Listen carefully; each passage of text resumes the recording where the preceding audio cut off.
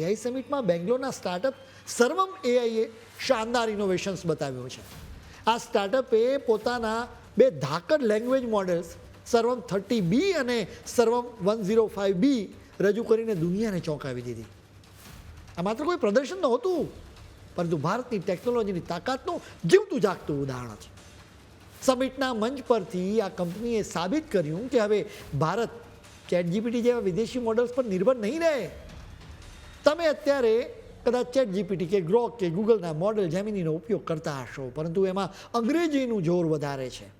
હવે આ દેશી એઆઈ ખાસ આપણા માટે આપણી ભાષાઓમાં આવ્યું છે. સૌથી મોટી અને મજેદાર વાત એ છે કે હવે એઆઈ વાપરવા માટે તમારે 20-30 હજારનો સ્માર્ટફોન લેવાની પણ જરૂર નથી. નોકિયાના તમારા જૂના ફોનમાં પણ આ એઆઈ ચાલશે. એટલે કે ખેતરમાં બેઠેલો દૂર ખેડૂત કે નાની દુકાન ચલાવતો વેપારી પણ પોતાની માતૃભાષામાં સવાલો એમને પૂછી શકશે અને સામે એઆઈ તેમને વળતો જવાબ આપશે. સર્વમ એઆઈનું ઇનોવેશન ખૂબ જ ફાયદાકારક છે. ધારો કે તમારે અંગ્રેજીમાં લખાયેલો કોઈ કાગળ સમજવો છે અથવા કોઈ વાતનું ગુજરાતી કે હિન્દીમાં ભાષાંતર કરવું છે, તો આ સર્વમ એઆઈ સેકન્ડ્સમાં એ કામ કરી આપે છે. તે માત્ર ટ્રાન્સલેશન નથી, પરંતુ ગણિતના દાખલા ગણવા, કોડિંગ કરવું કે ઓફિસના લાંબા રિપોર્ટ તૈયાર કરવામાં પણ એક્સપર્ટ છે. સામાન્ય માણસ સૌથી મજેદાર વાત એ છે કે આ સમિટમાં વિક્રમી નામના એક દેશી ચેટબોટનું લાઈવ ડેમોન્સ્ટ્રેશન આપવામાં આવ્યું.